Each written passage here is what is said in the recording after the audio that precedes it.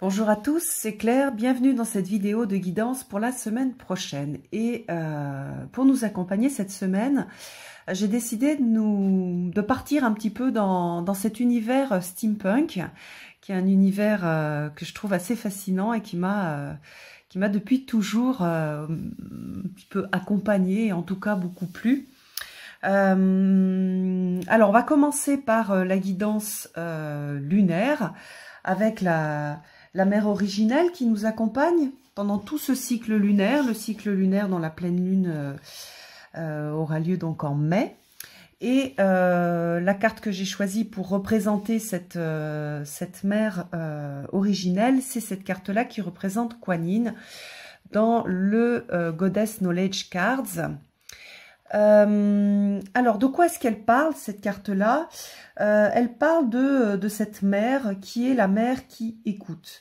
Donc, c'est la gardienne du discernement et puis la protectrice de l'introspection. Donc, le discernement, c'est apprendre à écouter et, comment dire, à transformer les informations pour qu'elles nous soient utiles, voir ce qui est vrai, ce qui n'est pas vrai. Donc on a cette idée de savoir ce qui est dit, ce qui est vérité et ce qui n'est pas vérité, sachant que c'est vrai pour nous, c'est-à-dire c'est vrai au niveau interne. Est-ce que ce que je me raconte c'est vrai ou pas? Est-ce que ce que je perçois de l'extérieur c'est vrai ou pas? Et c'est vrai aussi dans ce qu'on peut nous dire. Donc on va avoir cette idée aussi d'écouter notre petite voix intérieure, donc la petite voix de la sagesse. Et puis aussi, et ça c'est très pratico-pratique, à comprendre le langage du corps et des pensées non formulées en regardant les autres et en regardant comment est-ce qu'ils communiquent. Donc ça s'appelle en coaching ou en communication, c'est la communication non verbale, c'est-à-dire tout ce qui est dit au-delà des mots. Alors ça nous aide à voir la vérité, pas seulement dans cet esprit que les gens nous mentent pour nous être néfastes, mais aussi parce que parfois c'est difficile d'exprimer une vérité, c'est difficile d'exprimer quelque chose. Et donc, au-delà des mots, il y a quelque chose qui s'exprime, notamment avec les gens que l'on aime, qui peuvent exprimer des choses physiquement, alors qu'ils vont dire des mots qui ne sont pas en adéquation avec ce qu'ils expriment physiquement. Voilà, donc savoir lire à travers les mots qui sont dits, reconnaître l'amour quand les mots parfois sont durs alors qu'en fait derrière il y a un besoin de connexion. Il y a tout un travail qui est très très intéressant à faire avec cette mère de clan. Donc c'est celle qui écoute et qui nous apprend à écouter la vérité. Alors, donc bien sûr pour faire ce tirage dans ce monde du steampunk, pardon, je vais utiliser le tarot steampunk de Barbara Moore, qui est un tarot qui est très intéressant, qui est très joli, et puis aussi qui pour l'instant n'est plus édité, qu'on trouve plus en français, et donc du coup ça me permet de vous en faire profiter, en tout cas d'en faire profiter à tous les amoureux du steampunk et qui peuvent pas acquérir ce tarot en français. Sachant que je pense qu'un jour il sera réédité en français, il y a quand même de grandes chances. Donc voilà. Alors, donc j'ai un petit chapeau steampunk et la canne, donc avec une ambiance un peu masculine. J'ai pas mis le mien de chapeau qui est marron avec une petite plume, mais j'ai mis celui de mon compagnon. Donc on va brasser les cartes. Alors cet univers, pendant que je brasse les cartes, je vais vous en parler. Il a l'air, il peut faire peut-être, comment dire, on pourrait se dire, bah tiens, oui, c'est un univers artificiel, mais il est hyper intéressant au niveau ésotérique. D'abord parce que la période victorienne dans laquelle s'ancre un petit peu ce courant-là, c'est une période qui a été extrêmement ésotérique. C'est une période où on a eu le début donc des machines à vapeur, le début de l'ère industrielle. Et c'était donc aussi une période, comme notre période aujourd'hui, où il y avait énormément d'incertitudes qui étaient notamment liées à toute cette nouvelle technologie qui arrivait. Et les mouvements ésotériques se sont développés à partir de ça, où on a recherché un sens derrière tout ce monde très mécanique. C'est aussi un monde où on a, moi j'aime bien, où on a une rencontre entre le passé et le présent et le futur. C'est-à-dire que, alors le mot steampunk, hein, il a été inventé dans les années 80, donc il est pas très, c'est pas très vieux. Par contre, le courant, il a été initié par Jules Verne, etc. Toutes ces nouvelles ou toutes ces histoires d'anticipation qui sont sorties à cette époque-là. Donc c'est un petit peu un mélange de... C'est le futur tel qu'il a été inventé à cette période-là. Donc on a un mélange de futur, de passé et d'anticipation. Qu'est-ce qui peut se passer dans le futur? Donc on est en plein dans ce travail aussi que l'on fait au niveau du tarot, d'essayer d'aller explorer à partir d'une situation présente sur des bases du passé, de voir un petit peu qu'est-ce qui peut se présenter dans le futur. Donc on a vraiment un travail hyper intéressant à travers ce monde-là. Et puis moi j'aime beaucoup au niveau esthétique. Alors donc, je vais pousser un peu le petit chapeau pour pouvoir étaler les cartes. Et puis on va regarder un peu ces énergies. Alors pour les béliers,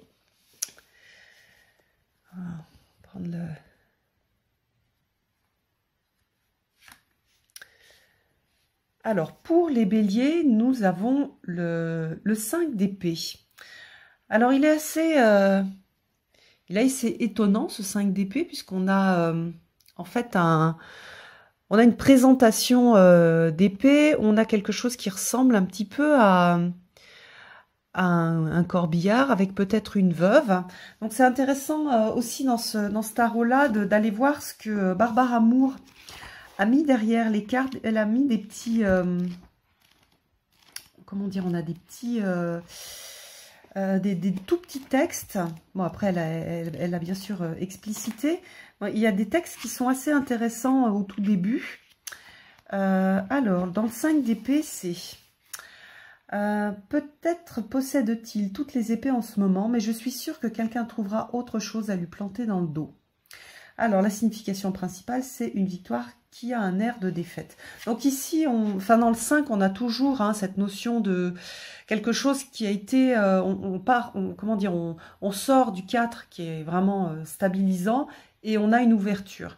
Alors cette ouverture, elle peut se faire avec une idée de nouvelle épée, nouvelle idée, puisqu'on est dans le monde des épées, on est dans le monde des idées, on est dans le monde de la pensée, ou alors quelque chose qui va déstabiliser et qui va apporter une idée de lutte, de guerre. Donc ici, elle l'a représenté en fait sous forme Rider-Waite, mais pour vous les béliers, vous allez avoir ces deux aspects. C'est-à-dire... pour vous, ça va être une semaine de réflexion sur quels sont les moyens que vous mettez pour arriver à vos fins. Est-ce que ces moyens, déjà, qu'est-ce qu'ils vous coûtent? On a cette idée de je vais mettre des moyens pour arriver à quelque chose et voilà le prix que je vais en payer. Et parfois, on arrive à un résultat, mais on a payé un prix qui était assez cher et on en a fait payer aussi le prix aux autres. Par exemple, au niveau professionnel, quand on a une grande ambition, on en fait payer aussi peut-être le prix à notre famille parce qu'on est moins présent ou on va être agressif parce qu'on est tendu. Donc, il y a cette idée de vraiment être très clair avec quelles sont mes ambitions, qu'est-ce que je veux et quel est le prix que je paye. Et là, vous allez avoir toute une semaine de réflexion là-dessus. Donc, ça veut dire que y a certains béliers qui vont se retrouver dans des situations où ils vont avoir à faire ce bilan et ils vont se rendre compte qu'ils ont payé cher, quelque chose qui finalement n'en valait peut-être pas le prix. C'est aussi une prise en compte dans cette carte-là de l'humain, du côté humain, du cœur, une invitation à allier le mental avec le cœur et à pas foncer tête baissée dans le mental, dans la réalisation mentale, mais aussi de garder ce lien au cœur avec les gens qu'on aime, mais aussi ce lien à l'humain. C'est aussi un lien à l'humain, parfois, qui se fait au niveau interne. Parfois, ça touche pas les gens qui sont autour de nous, mais ça touche nous-mêmes. C'est-à-dire, moi, je veux telle chose, etc., etc. Et je vais en payer, je vais perdre une partie de mon humanité. Et une partie de mes qualités de cœur. Donc, toute une réflexion sur le mental, les idées, les guerres aussi, les guerres, les luttes, les choses qui me tiennent à cœur, que je veux comment dire, je veux acter dans tel sens, je veux me défendre, je veux promouvoir telle chose, telle idée, comment dire, qu'est-ce que je paye pour ça? Donc il y a un côté négatif et un côté positif. Le côté positif, c'est je vais aussi être à nouveau en lien avec quelles sont mes luttes, quelles sont les choses pour lesquelles je suis prêt à me battre. Et donc on a ça. Et après, le côté un peu plus sombre, ou qui pourrait nous apporter, nous emmener vers du sombre, c'est quels sont les moyens que je vais mettre pour arriver à défendre les causes que je veux défendre, ou les projets que j'ai, etc. Donc, deux choses pour vous. Hein. L'aspect, quelles sont les choses pour lesquelles je veux me battre, quelles sont les choses importantes, et deuxièmement, comment est-ce que je vais le faire, et faites vraiment quelque chose de... essayez d'unifier le cœur et l'esprit pour pouvoir avoir... pour être dans une action juste. Hein, la cause peut être juste, mais la façon de faire n'est pas toujours juste. Donc il y a vraiment cette idée et cette réflexion sur comment est-ce que je mène mes combats, comment je mène mes luttes. On dit souvent la fin justifie les moyens, et là c'est exactement l'inverse, c'est-à-dire la fin ne justifie pas toujours les moyens. Voilà. Voilà pour vous les béliers. Alors ensuite nous avons les taureaux. Alors pour les taureaux, décidément on dirait que cette semaine elle va être sous les comment dire, dans cette suite d'épée et cette suite mentale. Alors le 10 d'épée, hein, c'est je vous montre un petit peu de plus près. Ça, c'est extrêmement classique. Hein. On voit un corps, des épées plantées dans le dos et un lever de soleil. Donc, c'est pas une carte confortable hein, pour les taureaux. Ça va pas être confortable la semaine prochaine. Par contre, c'est une carte qui apporte du soutien et de... Comment dire? C'est une fin qui va permettre une nouvelle... quelque chose de nouveau qui va arriver. C'est pour ça qu'on a cette aube et ce soleil qui est en train de se lever. Donc il y a quelque chose qui était difficile, qui a blessé, et on a cette perspective de quelque chose de nouveau qui va arriver, mais qui n'est pas encore arrivé. C'est juste en train d'arriver. Alors c'est vrai, ça peut être vrai sur plein de domaines. Donc, ça peut être dans une relation, c'est la fin d'une relation, ça fait très mal. Et c'est pour que quelque chose, qu'un jour nouveau puisse se lever. Parce qu'il n'y avait plus de sens dans cette relation-là. Hein, dans le 10, on a toujours le basculement où c'est la fin de l'histoire, on a un basculement sur un nouveau cycle.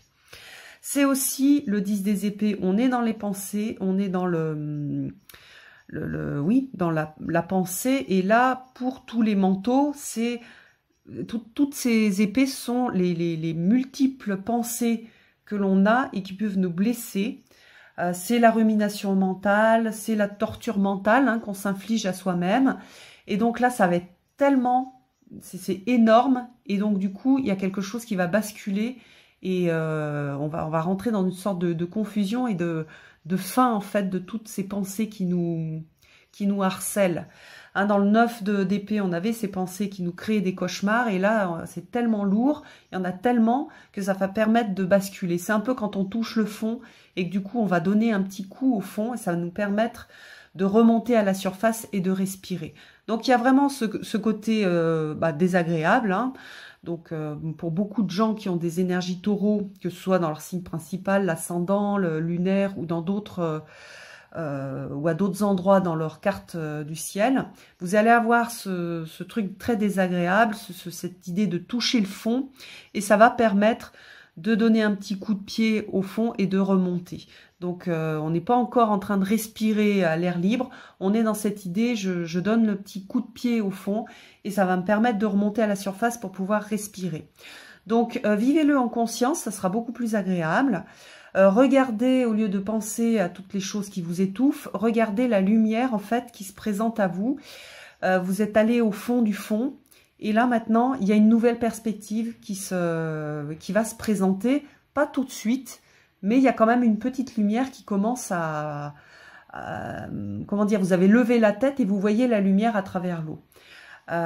Donc, il y a ce travail de conscience à faire qui est intéressant et qui permet aussi de supporter ces moments qui sont pas toujours très agréables et qu'on vit tous. Hein, c'est pas on a tous vécu ça hein, lors de moments, par exemple, c'est lors de moments de divorce, lors de moments où c'est très tendu avec une personne, où au niveau psychologique on n'est pas bien, où on va faire, ça c'est typiquement, hein, c'est des cartes de burn-out aussi, c'est des cartes c'est une carte qui brasse et qu'on a tous vécu à un niveau plus ou moins fort, et qui permet de revenir dans un nouveau cycle et de retourner vers quelque chose de constructif.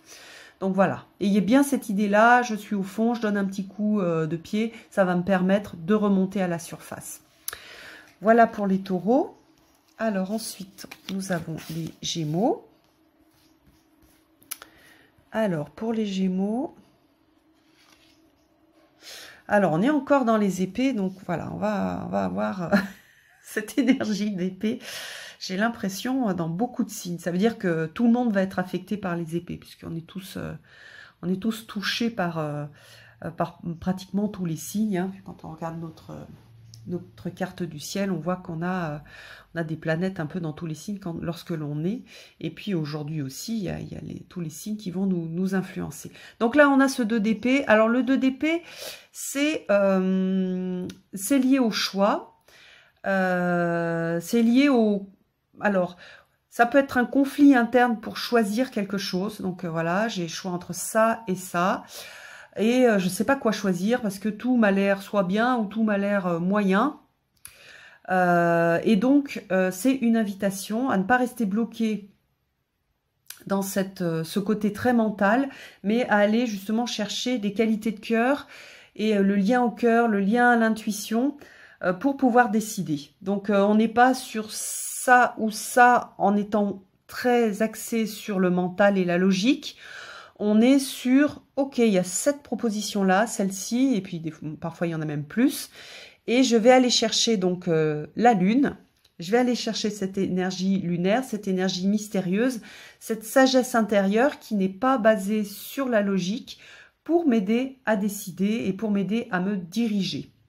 Voilà, je ne sais pas où aller, quelle direction prendre, quel chemin prendre. Pour pouvoir décider, je ne vais pas seulement utiliser la logique, je ne laisse pas complètement tomber la logique, hein, puisqu'on est dans le monde des épées, je vais utiliser la logique, mais pas que, je vais la mélanger avec ma sagesse intérieure, mon intuition, qui n'est absolument pas basée sur la logique. Voilà, donc pour les Gémeaux, c'est assez simple, mais on a ce côté aussi, hein, dans les épées, on a ce côté mental, hein, comme on est tous assez mentaux, qui est trop fort et qu'il faut pondérer avec les qualités d'intuition et de centrage sur la magie, sur ce qui est mystérieux et magique et qui porte en fait notre sagesse intérieure. Alors, pour les cancers... Alors, pour les cancers, nous avons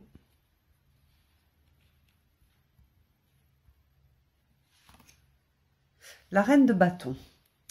Alors, pour les cancers, donc vous avez cette reine de bâton. Alors, la reine de bâton, c'est une carte de cour. Donc, on va l'explorer. Une personne en nous, la reine de bâton qui est en nous, qu'on soit un homme ou une femme, ou on va aussi aller explorer cette reine de bâton à travers des personnes que l'on va rencontrer.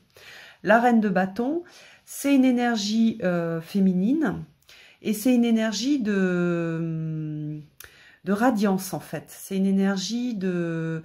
la reine de bâton, elle se pose, elle sait qui elle est. Elle incarne l'énergie, en fait, la flamme intérieure que l'on porte et le charisme. Donc, pour les cancers, il y a énormément de cancers, en tout cas, qui vont être amenés à rayonner, en fait, et à incarner cette reine de bâton, ce charisme, cette capacité à briller, cette capacité à impacter les autres, pas forcément par la parole, mais par la présence. Donc, on est sur... Comment est-ce que je me présente au monde? Comment est-ce que je brille? Et donc, il y a des personnes qui le font naturellement. Alors, ces personnes-là, elles auront certainement aussi à se poser cette question. Comment est-ce que je brille? Et est-ce que je ne brille pas trop? Est-ce que j'écrase pas trop les autres? Comment je peux laisser de la place aux autres? Et pour tous ceux qui sont réservés, ça va être une carte qui va demander à justement à briller, à prendre sa place, à montrer par l'exemple aussi, elle montre par l'exemple la reine de bâton, et à s'affirmer. C'est une carte aussi d'affirmation de soi. Donc il y a beaucoup de cancers qui vont travailler cette affirmation de soi. Je le redis, c'est pas forcément... c'est pas une carte qui est que pour les femmes, c'est une carte qui est pour les femmes et pour les hommes. Alors ça va être travaillé soit donc en interne au niveau psychologique, soit on va vous le faire travailler à travers de la projection, à travers une personne qui va pouvoir peut-être vous inspirer, ou une personne qui va vous écraser et donc vous allez avoir à vous prendre votre place. Donc soit si c'est à l'extérieur que cette reine de bâton elle se présente, vous allez la reconnaître assez facilement, hein, ça va être un personnage qui va être charismatique, qui prend bien sa place, voire même qui est dans le côté extrême de la reine de bâton, qui prend trop de place. Et vous, en réaction, vous allez avoir soit à vous inspirer de cette personne-là, soit à prendre votre place à côté de cette personne-là et à faire briller votre lumière personnelle. Donc ça va être super intéressant. On est en plein dans le développement personnel pour les cancers, avec cette place que je prends et ce charisme et cette capacité, en fait, à moi aussi inspirer les autres, à moi aussi briller. Alors, pour les lions,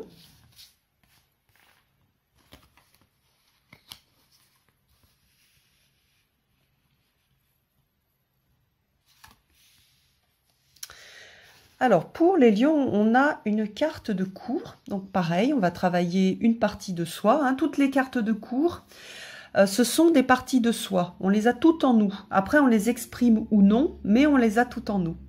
Alors, le roi de Pentacle, c'est celui qui est le roi de cette suite de Pentacle, qui est la suite de la matière. Hop, attendez, je me remets bien. Donc de la matière, donc dans la matière et de la matérialisation, on a tout, du corps, de la protection, alors là on le voit moins, mais de la protection de la terre, protection de notre corps, protection de notre patrimoine, protection de... Il y a l'argent aussi, donc il y a tout ça, et il y a cette idée de maîtrise. Voilà, le roi, il maîtrise, il protège, et puis c'est aussi celui qui va protéger les autres à travers ça. Donc, alors, c'est une carte qui peut s'exprimer de manière très différente. Est-ce que je suis invitée en tant que lion à protéger les personnes que j'aime, les personnes qui sont autour de moi? Donc, il y a un côté un petit peu patriarche, avec toujours cette idée de comment est-ce que je protège, comment est-ce que j'apporte cette protection aux autres. Est-ce que je ne suis pas dans le côté justement aussi abusif, extrême? On a toujours dans toutes les cartes un côté où on est bien centré et en effet je suis tout à fait juste dans cette protection que je vais apporter aux autres, que ce soit financière, que ce soit physique, que ce soit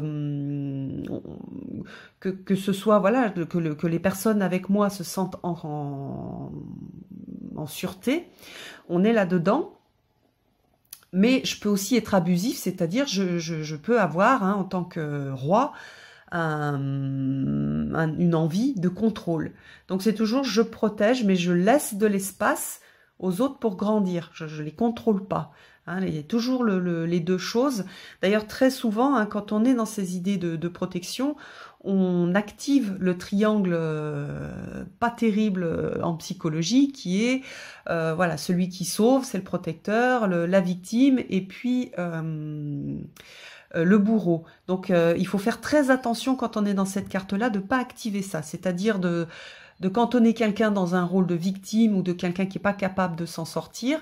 Et puis, du coup, on devient son protecteur et on peut devenir son bourreau. Et la personne aussi peut devenir un bourreau pour nous. Hein. Ça tourne, c'est-à-dire dans ce triangle-là, on n'est pas tout le temps le bourreau ou la victime, etc. Mais les rôles changent au fur et à mesure des situations. Donc attention à ça. Certains lions, vous allez avoir à travailler ça. Un bon positionnement en tant que protecteur. Donc voilà, travailler ce positionnement-là. Le roi de Pentacle, quand il est interne, c'est comment est-ce que moi, je suis capable de me protéger moi. Voilà. Comment est-ce que j'active ce protecteur interne? Je n'ai pas besoin des autres pour me protéger. J'ai besoin de travailler en moi ce protecteur. Comment je protège mon corps? Comment je protège... comment je me protège dans le cadre du travail, comment est-ce que je me protège dans le cadre financier aussi, comment je me mets en sécurité.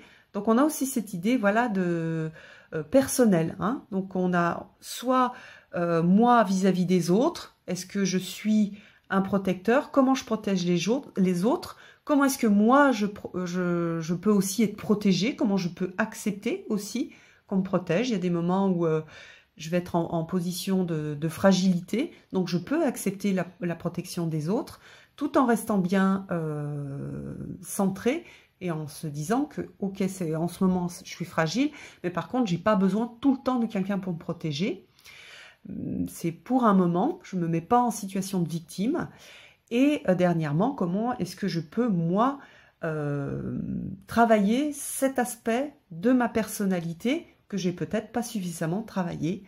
Voilà, donc c'est super intéressant comme semaine pour vous les lions. On est en plein dans le développement en fait, d'un aspect de soi-même. Et on le voit beaucoup hein, à travers d'ailleurs les films. On voit que c'est quand même cette idée de protection, elle est centrale dans la psyché humaine en ce moment, elle est très importante. Et donc, on a ce travail-là qui est proposé pour les lions et qui, je pense, est un travail très, très intéressant.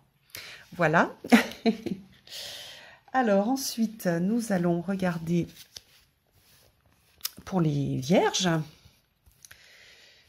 Alors, pour les vierges,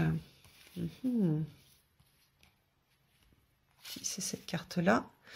Alors, pour les vierges, vous avez un arcane majeur. Alors, et c'est la tour. Alors, la tour, c'est la fin d'anciennes constructions.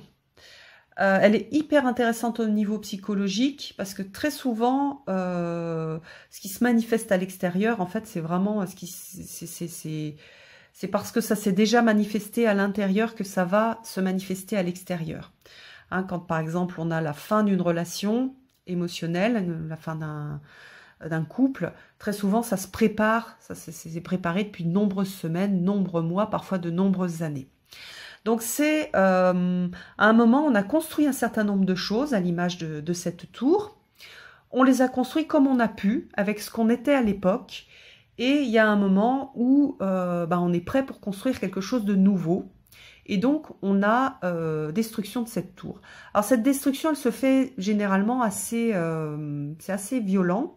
C'est pas une petite... On n'est pas dans j'enlève pierre par pierre. Vous voyez que là, il y a la foudre qui tombe et hop, c'est terminé.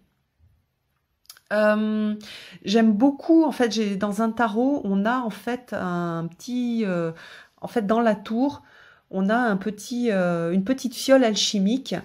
Et donc, il y a la tour qui va être détruite et qui va permettre de libérer cette fiole alchimique.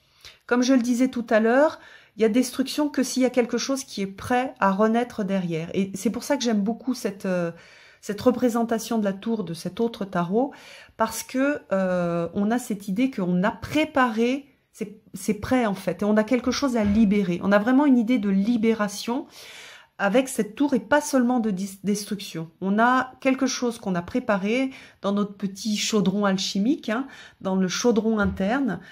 C'est vrai que moi j'ai beaucoup cette image de la sorcière, de tous les sorciers et sorcières que nous sommes. À l'intérieur de nous, il y a un chaudron et on prépare, on va mettre des ingrédients petit à petit, émotionnels, d'expérience, etc. Et on prépare quelque chose. On va faire cuire un petit peu. Et là, c'est un petit peu comme si ça y est, c'est cuit.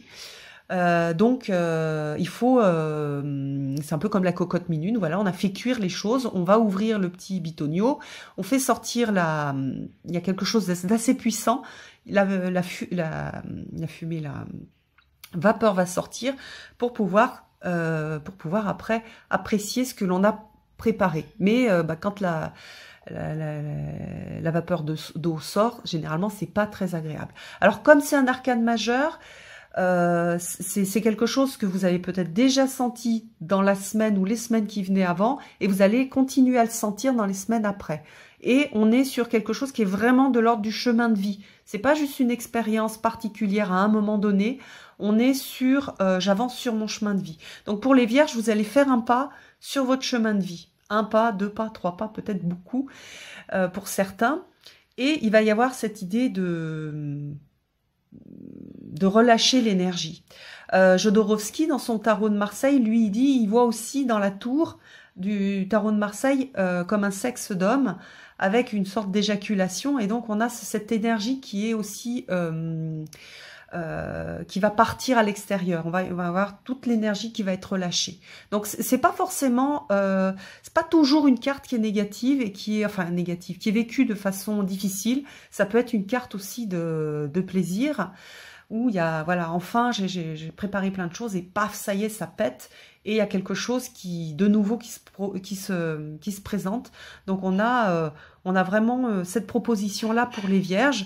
Et ça va se produire dans, parfois ça se produit dans un seul domaine émotionnel, donc une relation qui est terminée, ou une révélation, ça peut être presque même un coup de cœur.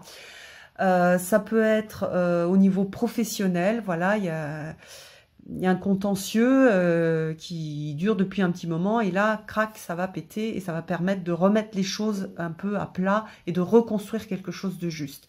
Au niveau relationnel, je veux juste dire que même s'il y a un clash, c'est pas forcément la fin de la relation. Par contre, c'est la fin de la relation telle qu'elle était. C'est la fin des non-dits, c'est la fin de quelque chose qui est flou, qui est plus bon en fait. On n'est plus en relation correctement, donc on a quelque chose à remettre à remettre entre nous, une communication à remettre entre nous. Ça peut être aussi, voilà, une communication sexuelle, hein. On retrouve le chemin de la sexualité. Ça peut être au niveau d'un projet, j'en bave un petit peu, j'ai essayé de faire quelque chose, de créer quelque chose, puis ça marche pas, et paf, j'envoie tout balader, et il y a un nouveau truc qui arrive. Et en fait, tout ce que j'ai fait, je vais pas forcément m'en servir, c'est pas ça qui va me servir, mais toute l'expérience que j'ai acquise dans cet ancien projet que j'arrive pas à mettre à jour, je vais l'utiliser pour mettre quelque chose de nouveau à jour. Donc vous voyez, il y a pas mal de choses dans cette tour. D'ailleurs, ça m'intéresserait si des gens qui ont beaucoup d'énergie vierge, que vous me donniez un petit peu vos retours là-dessus, parce que c'est super intéressant comme vécu cette tour pour vous les vierges, enfin et pour tout le monde. Et c'est toujours une carte qui est très très intéressante à vivre et à expérimenter. Alors ensuite, les balances.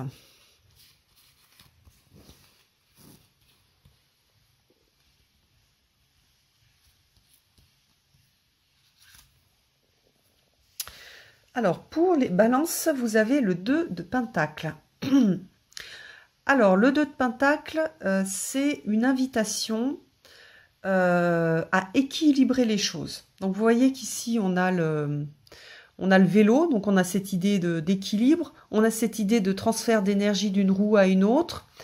Et on a vraiment ça dans le 2 de Pentacle, et c'est assez ancré dans la vie de tous les jours. Donc équilibrer par exemple le temps que je passe pour faire telle chose ou telle chose, par exemple au travail et avec ma famille ou avec la personne que j'aime. Rééquilibrer un petit peu, puisqu'on est dans les pentacles, le plaisir que je peux avoir. On peut l'avoir par exemple, on l'a chez des gens qui font un régime.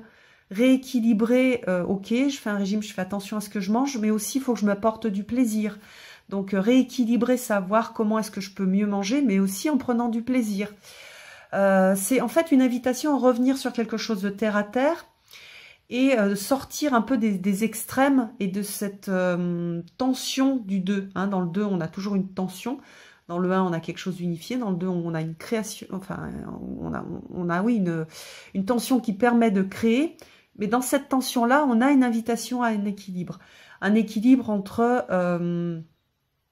oui, je vais reprendre le sport, mais non, je ne fais pas du sport comme voilà, comme une dératée, parce que je dois prendre aussi soin de mon corps. Je passe pas du tout au rien.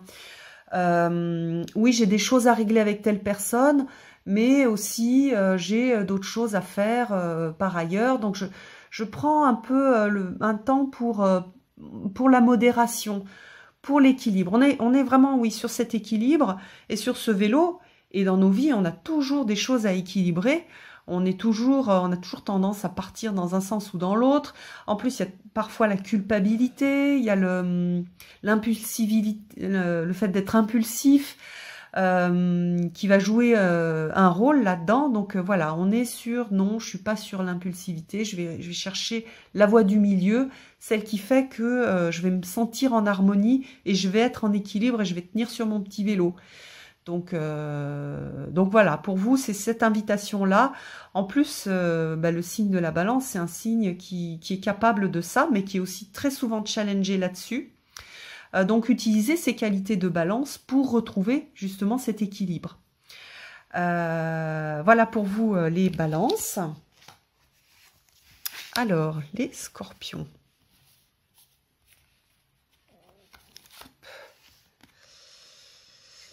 Ah, le 9 de coupe. Alors, qu'est-ce qui est marqué? Meilleure bière, vin spiritueux. Donc, c'est la carte des souhaits réalisés. On l'appelle la wish card, souvent, dans les milieux anglo-saxons. Voilà, mes souhaits ont été réalisés. Donc, c'est une carte aussi qui invite à la gratitude et à voir en quoi est-ce que j'ai réalisé pas mal de choses dans ma vie. C'est-à-dire souvent, on a une idée bien précise de comment on veut que les choses se réalisent. Je voudrais telle chose ou je voudrais telle autre chose. Et puis, en fait, ça se réalise dans notre vie. Mais finalement, alors soit on le voit plus, parce qu'on est parti sur un autre désir, soit on n'est pas capable donc d'en profiter, soit ça s'est présenté sous une forme un peu surprenante et on n'a pas été capable de le voir.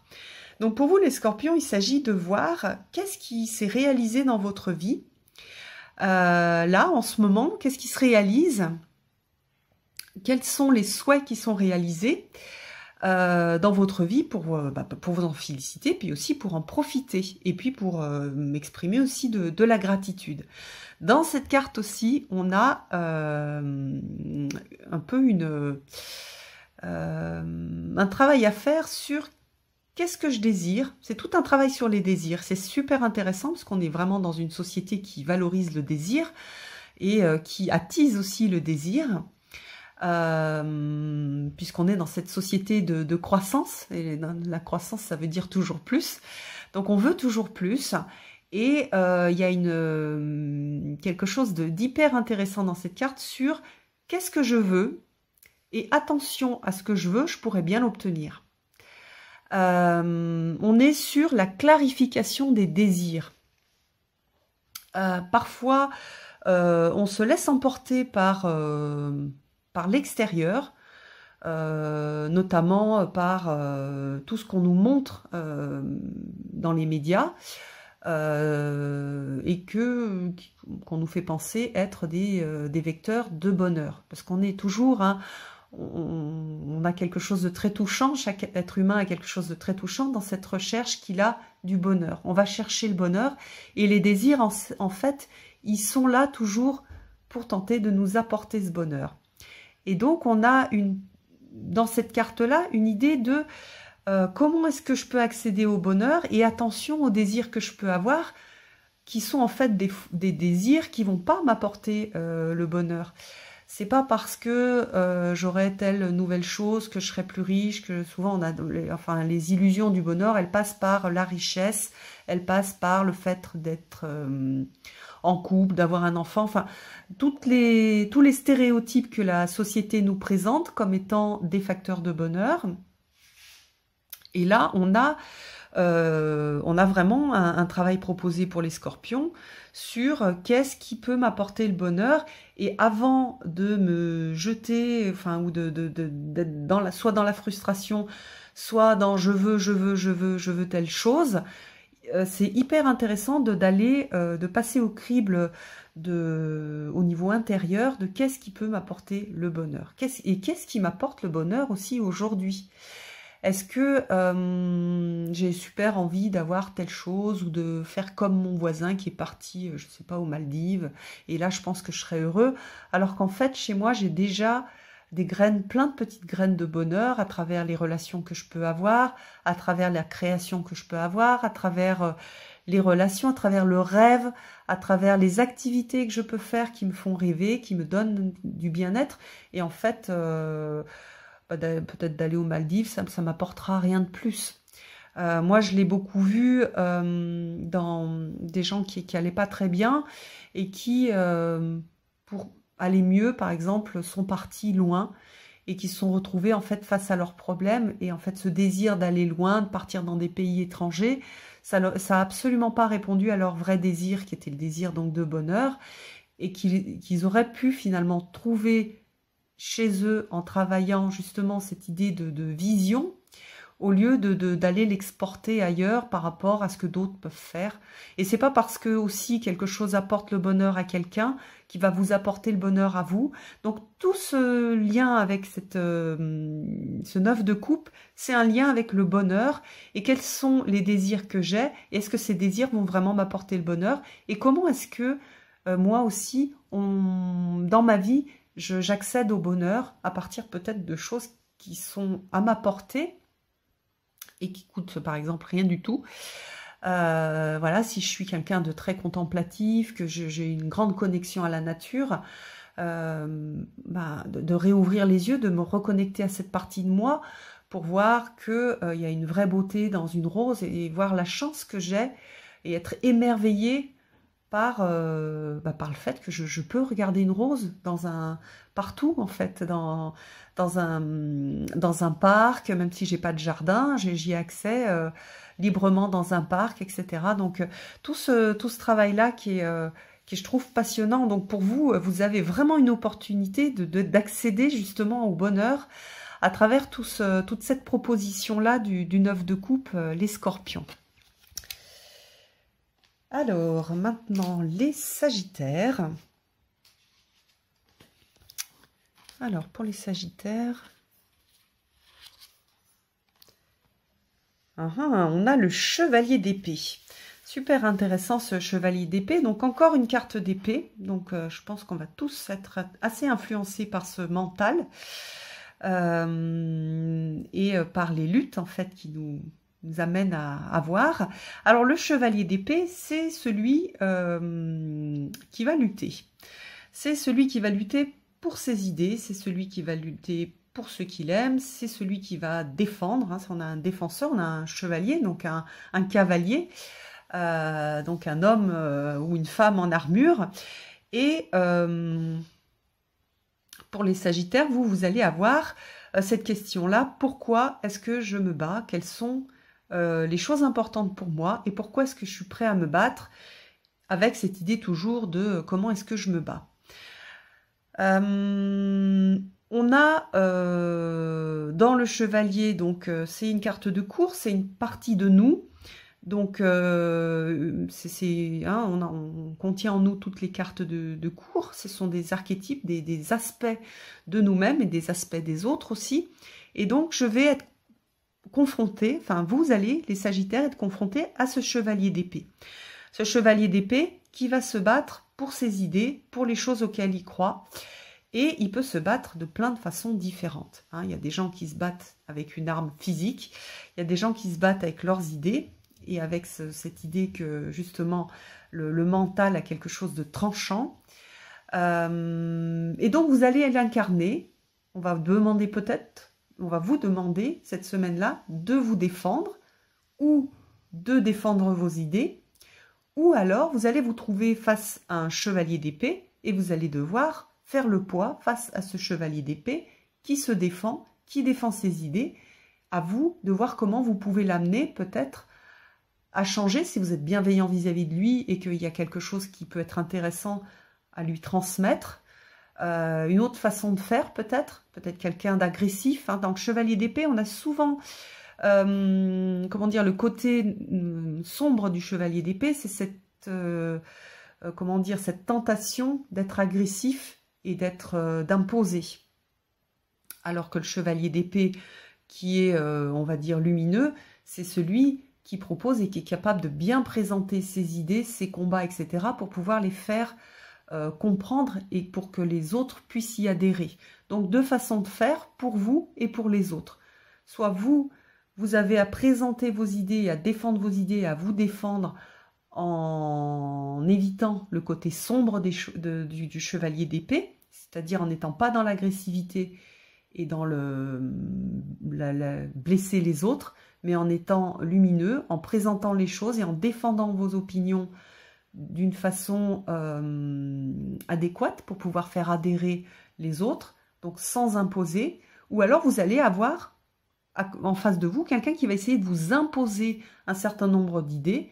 À vous de voir comment vous pouvez activer votre propre chevalier d'épée pour pouvoir vous défendre, pour pouvoir défendre vos idées. Et si la personne en face de vous est agressive, voyez comment est-ce que vous pouvez défendre vos idées dans la lumière et dans d'une façon, comment dire, qui n'est pas dans la confrontation stérile. Voilà. Soyez dans une confrontation qui va apporter quelque chose de riche, où vous allez montrer votre richesse et votre capacité aussi à montrer à l'autre comment est-ce qu'on peut aussi défendre une idée. Voilà, donc hyper intéressant pour vous les Sagittaires cette semaine. Alors, les Capricornes.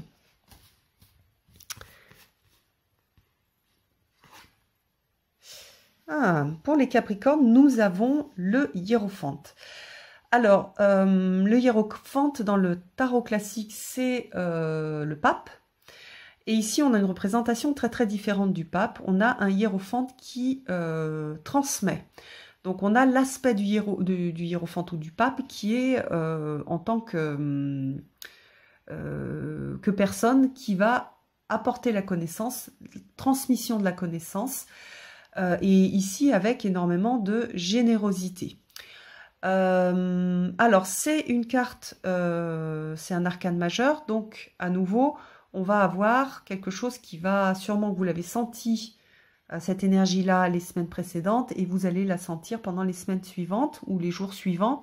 Et puis on est sur, je fais un pas en avant sur mon chemin de vie. C'est pas quelque chose juste de ponctuel, c'est quelque chose d'important sur votre chemin de vie. Et donc on a cette transmission qui est importante. Alors cette transmission, elle est importante. Par exemple, ça peut être un message sur qu'est-ce que vous transmettez. Comment est-ce que vous le transmettez? Comment je transmets qui je suis, mon expérience? Alors ça peut être, si vous êtes prof par exemple, c'est vraiment une idée de transmission très pratico-pratique, mais très souvent c'est comment est-ce que je transmets aux gens qui sont autour de moi. Par exemple, moi en tant que parent, comment je transmets la sagesse que j'ai acquise dans ma vie à mes enfants. Comment en tant qu'ami, je peux transmettre mon expérience, je peux transmettre ma connaissance à un ami ou une amie. Si j'ai fait des recherches, comment je peux transmettre ces recherches? Comment est-ce que je peux partager? On a cette idée de générosité et de partage dans cet aspect du hiérophante, avec une idée aussi de pédagogie et de capacité, voilà, à apporter la connaissance. C'est-à-dire parfois, on peut avoir un cours magistral qui est complètement hermétique et personne va le comprendre et personne ne va être capable Je vais pas transmettre en fait, je vais juste... je vais sortir de moi un certain nombre de connaissances et je vais pas mettre les formes pour que les autres puissent le comprendre. Là, on a vraiment cette idée de je vais mettre les formes, je vais chercher comment faire comprendre les choses. Et puis aussi, dedans, on peut avoir une idée comment dire, de force d'exemple. Comment je suis force d'exemple. C'est-à-dire moi, en tant que parent, si je veux apprendre à mes enfants le fait d'être bien centré et d'être juste avec moi-même et d'écouter ce qui est juste pour moi, je veux leur apprendre ça, il va falloir que moi je sois force d'exemple. C'est-à-dire très souvent, quand on est parent, on veut transmettre un certain nombre de valeurs à ses enfants et ces valeurs-là, on les incarne pas toujours.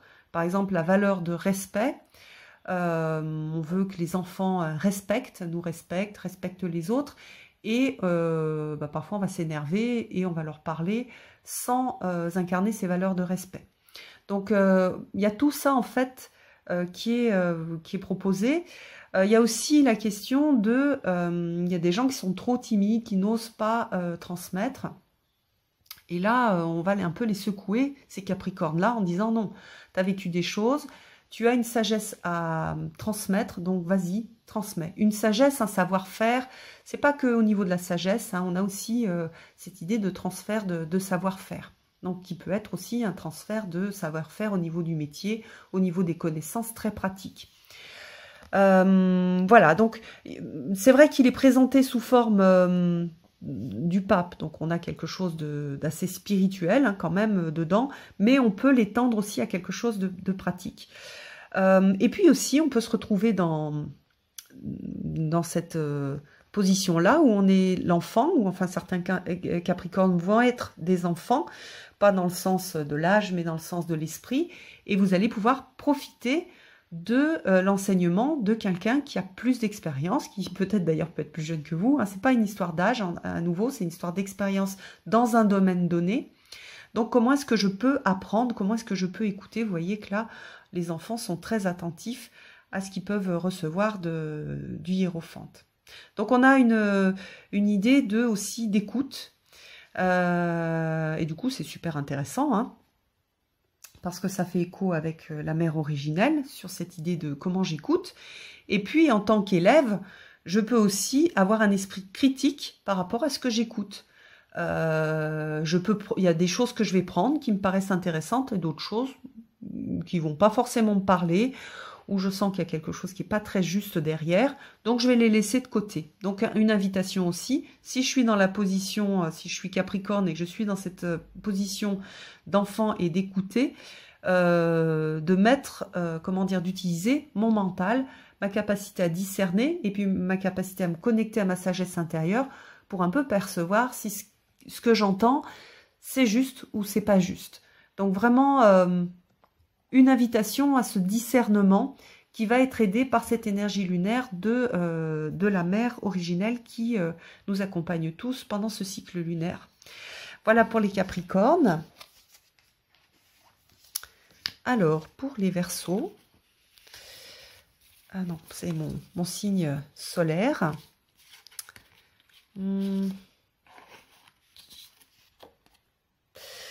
Ah bah, pour les Verseaux, on a la Lune.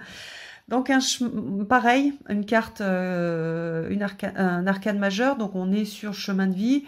On va avancer. Et dans la Lune, on a beaucoup de choses. C'est une carte qui est mystérieuse parce qu'elle contient aussi le mystère. Hein, comme la Grande Prêtresse, c'est des cartes assez complexes. Et c'est des cartes qui ne s'expliquent pas tout en mots. Mais qui apporte donc cette notion de mystérieux, de caché, d'inconscient. Donc pour les Verseaux, vous allez avoir cette énergie de l'inconscient qui va remonter à la surface, cette eau de l'inconscient qui remonte à la surface.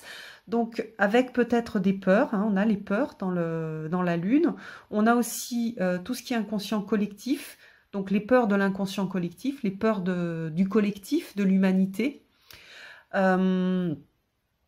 Donc c'est pas une carte, c'est pas toujours une carte très intéressante, mais aussi c'est une carte quand même qui invite à aller plonger dans les profondeurs, et c'est une carte qui amène énormément d'intuition et de ressenti, puisqu'on va être connecté pardon, aussi au collectif, donc à la sagesse aussi collective et à l'expérience collective.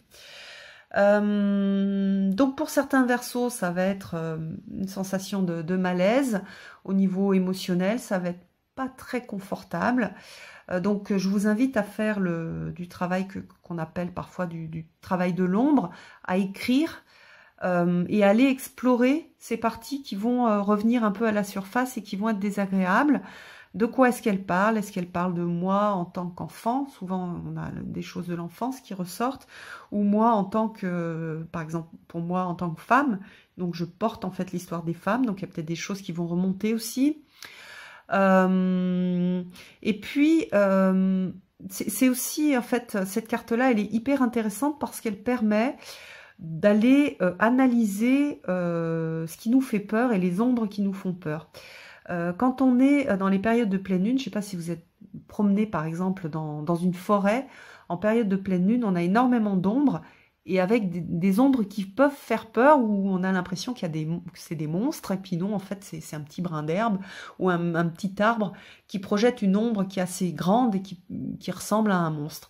Donc cette idée, c'est aussi d'aller à la rencontre de nos monstres, de ce qui nous fait peur, et de peut-être les remettre à leur place et de voir que derrière cette chose qui nous fait peur, en fait, on a un petit arbre, on a quelque chose qui a la lumière du soleil, et en fait, quelque chose de joli et qui fait absolument pas peur, et au contraire, qui peut être très bien. Donc, une idée Moi, quand je vois la lune, je trouve intéressant, par exemple, de faire du travail, comme je le fais, je vous avais un tout petit peu présenté de Byron Katie, quand on a une peur ou qu'il y a quelque chose qui arrive qui est désagréable, et de se dire bon voilà, est-ce que c'est vrai, par exemple, oulala, je me sens pas en sécurité, je sens qu'il y a un truc qui va m'arriver. Bon bah est-ce que c'est vrai qu'il y a quelque chose qui va m'arriver? Est-ce que je peux absolument être sûre que c'est vrai? Donc remettre du mental. Donc dans cette carte-là, comme on est à fond dans l'intuition, dans le ressenti, etc., c'est intéressant d'aller mettre du mental justement pour pouvoir trier.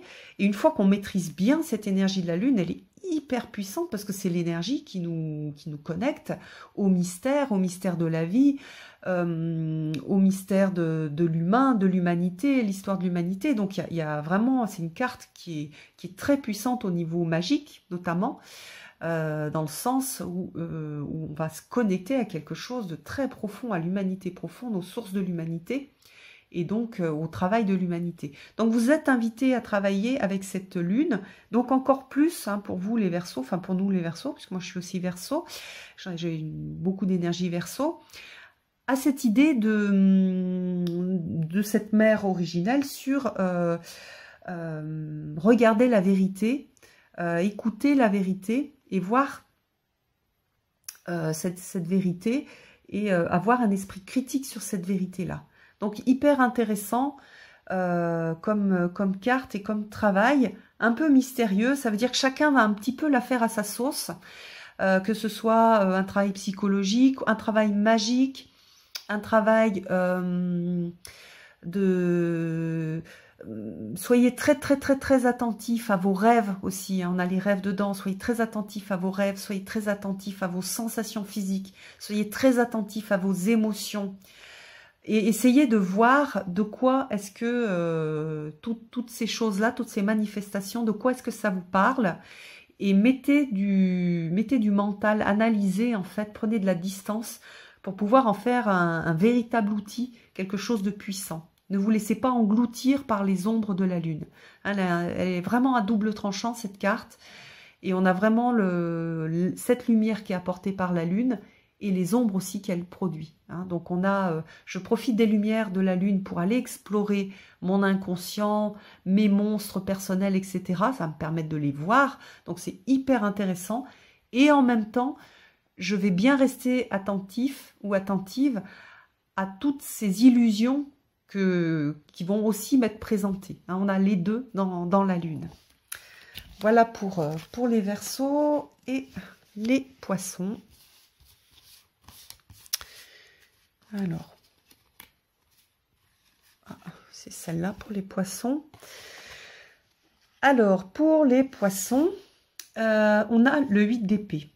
Alors, c'est une carte ultra chouette, même si elle n'a pas l'air.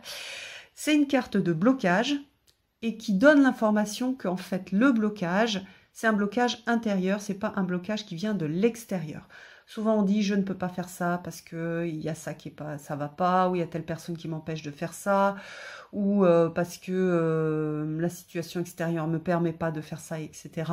Et en fait, on est à fond dans... on se raconte des histoires. On a tout à fait la capacité de se libérer soi-même. Et en fait, les entraves que l'on s'est mis, que l'on a autour de soi et qui nous empêchent d'avancer, ce sont des entraves personnelles.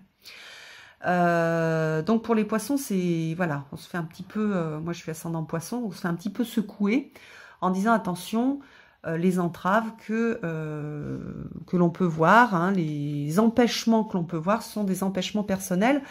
Et donc du coup la bonne nouvelle c'est qu'on peut, on peut se lever, hein, comme ce personnage-là, et